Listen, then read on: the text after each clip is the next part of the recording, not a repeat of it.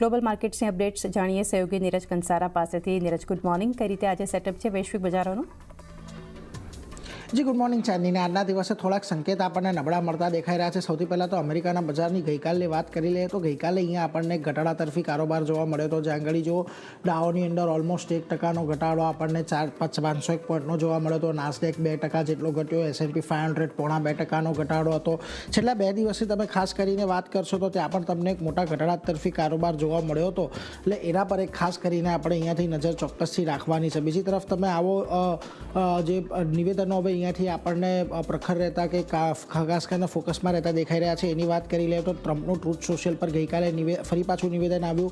એમણે જે ગયા અઠવાડિયે એટલે અઠવાડિયાની શરૂઆતમાં જે 5 દિવસ હુમલા રોકવાની વાત કરી હતી તે હવે 5 દિવસની મર્યાદા વધારીને તેમણે 10 દિવસ કરી દીધી છે. ખાસ કરીને તેમણે એવું પણ કહ્યું છે કે 6 એપ્રિલ સુધી જે પણ મોટા ઉર્જાની જગ્યાઓ છે, ખાસ કરીને પાવર પ્લાન્ટ છે, એનર્જી ઇન્ફ્રાસ્ટ્રક્ચર છે, એના પર કોઈ મોટો હુમલો નહીં થાય. ઈરાન સરકારની વિનંતી પછી એમણે પ્રતિબંધ મૂક્યો છે એવું ટ્રમ્પે ખાસ કરીને કહ્યું છે. અત્યારે ઈરાન સાથે વાતચીત ચાલુ છે, સારી પ્રગતિની અંદર છે. મીડિયા પર ભ્રામક સમાચારો કે આરોપો ફેલાવવામાં આવી રહ્યા છે એવું તેમનું કહેવું છે. અને ટ્રમ્પે ભારતીય સમાચાર મુજબ લગભગ રાત્રે 1:45 વાગે આપણને આ જાહેરાત કરી હતી. ટ્રમ્પે કેબિનેટ બ્રીફિંગ પણ કરી હતી અને કેબિનેટ બ્રીફિંગમાં પણ એમણે એવું કહ્યું છે કે ઈરાને અમેરિકાને ગિફ્ટ આપી છે અને આ ગિફ્ટની અંદર એમણે એવું કહ્યું છે કે 10 જેટલા ઓઇલ ટેન્કરો સ્ટ્રેટ ઓફ હોર્મુઝમાંથી અમેરિકાના પસાર થવા દીધા છે અને આ સપ્તાહે હોર્મુઝ સ્ટ્રેટમાંથી આ ટેન્કરો પસાર થયા છે એવું તેમણે ટ્રમ્પે કીધું.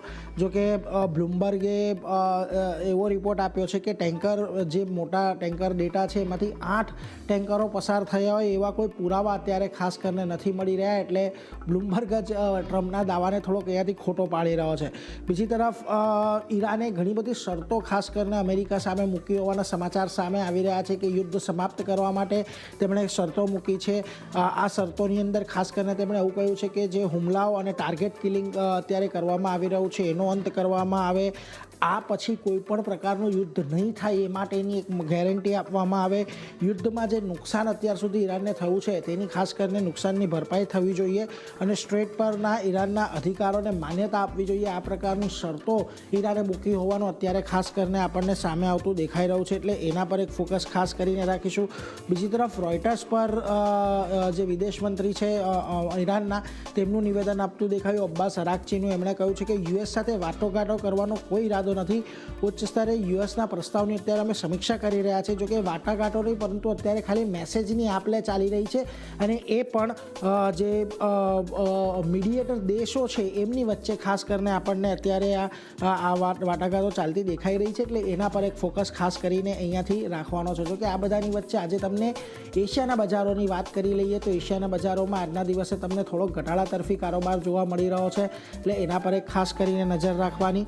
બીજી તરફ તમારે એ પણ ધ્યાન અહીંયાથી રાખવાનું છે કે જો આજના દિવસે તમને નિક્કેઈ છે કે કોસ્પી છે, તાઇવાન છે, આ બધાની અંદર તમને આજે ઘટાડા તરફી કારોબાર જોવા મળી રહ્યા છે. બીજી તરફ શાંઘાઈ, હેંગસેંગ અને એ બધામાં પણ દબાણ છે. ખાસ તમારે હવે અહીંયાથી ગિફ્ટ નિફ્ટી પર નજર રાખવાની. જ્યાં આગળ આજે તમને દબાણની પરિસ્થિતિ બનતી જોવા મળી રહી છે. એટલે ઓવરઓલ ચાંદની આજના દિવસે તમને ઘટાડા તરફી સંકેતો અહીંયાથી મળી રહ્યા છે. નીરજ, આભાર આપનો.